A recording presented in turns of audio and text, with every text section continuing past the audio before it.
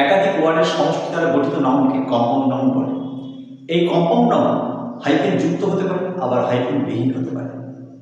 এই compound নাউনকে singular থেকে plural করতে, অর্থাৎ একবচন থেকে বহুবচন করতে বেশ কিছু নিয়ম ফলো করতে হয়। আমরা প্রথমে হাইফেন যুক্ত কম্পাউন্ড নাউনকে সিঙ্গুলার থেকে প্লুরাল করতে কোন কোন নিয়ম ফলো করতে হয় তা শিখব। তারপর হাইফেন বিহীন কম্পাউন্ড নাউনকে সিঙ্গুলার থেকে প্লুরাল করতে কোন কোন নিয়ম ফলো করতে হয় তা দেখব। ওকে, দেখো প্রথমে আমি দেখিয়েছি হাইফেন যুক্ত কম্পাউন্ড নাউন যাদের সিঙ্গুলার থেকে প্লুরাল করব সেগুলো কিভাবে করতে হয়। প্রথমত হাইফেন যুক্ত কম্পাউন্ড নাউনের মূল অংশের প্লুরাল করে আমরা সিঙ্গুলার থেকে প্লুরাল করতে পারি, অর্থাৎ সবচেয়ে গুরুত্বপূর্ণ অংশটাকে সিঙ্গুলার থেকে প্লুরাল করব বা সবচেয়ে গুরুত্বপূর্ণ অংশের শেষে এস যোগ করব।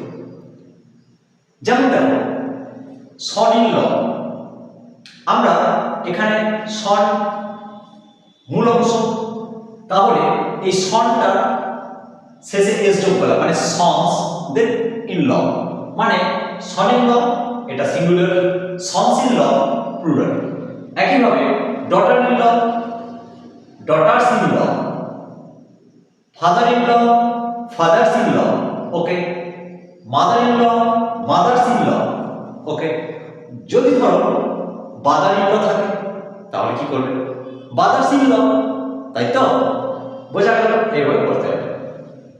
Commander in chief, commanders in chief, okay, দেখো এটা সিঙ্গুলার, এখানটা শুধু প্লুরাল করা হয়েছে, তাতে commander in chief, commanders in chief, একজন একাধিক হয়ে গেল, ওকে।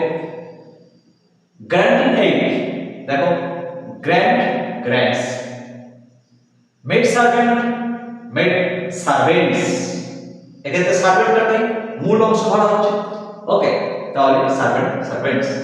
Step son, step sons, step daughter, step daughters, যদি বলে স্টেপ ব্রাদার তাহলে নিশ্চয়ই স্টেপ ব্রাদার্স, ওকে। তারপর লুকার অন, লুকার্স অন,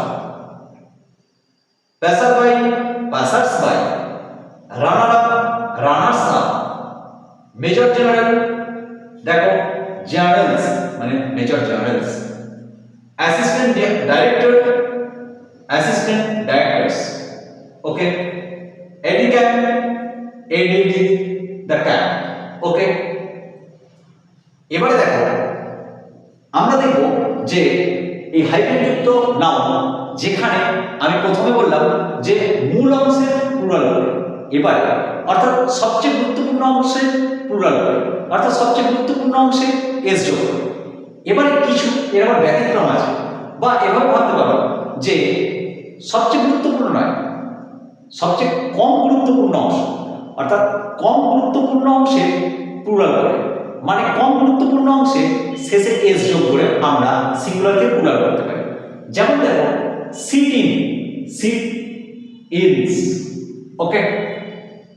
যেমন এখানে হয়েছিল দেখো লুকার অন, আমরা দেখছিলাম লুকারটাকে লুকার্স করা হচ্ছিল, এখানে কিন্তু সিট ইন, দেখো ইনটাকে প্লুরাল করা হচ্ছে, সিট ইনস, ওকে, এই সিঙ্গুলার প্লুরাল। একইভাবে check up, check ups, stand by, stand bys, grown up, grown আপস।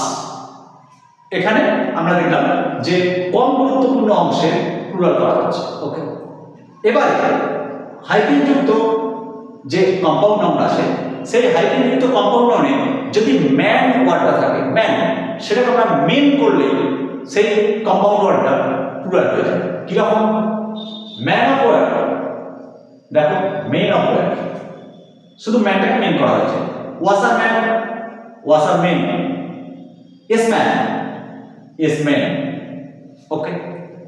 আবার দেখো হাইফেন যুক্ত প্লুরাল নাউনের যে দুটো অংশ আছে সেই দুটো অংশেরই প্লুরাল করে সম্পূর্ণ কম্পাউন্ড ওয়ার্ডটাকে বা কম্পাউন্ড নাউনটাকে প্লুরাল করা হয়, দুটো অংশেরই প্লুরাল করে।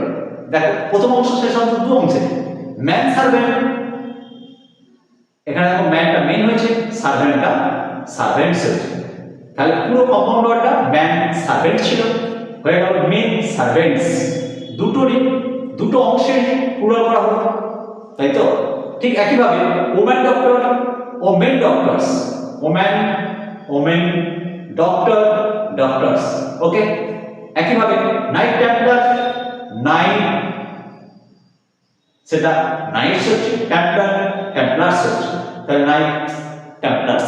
ওকে, লর্ড জাস্টিস, দেখো লর্ডস জাস্টিস, তাহলে lord justice, lords justice. Okay, এবার দেখো হাইফেন বিহীন কম্পাউন্ড নাউনের সিঙ্গুলার থেকে প্লুরাল করার নিয়মগুলো। হাইফেন বিহীন কম্পাউন্ড নাউনের শেষে এস যোগ করে আমরা সিঙ্গুলার থেকে প্লুরাল করতে পারি। যেমন দেখো আর্ম চেয়ার, এখানে আর্ম চেয়ারস।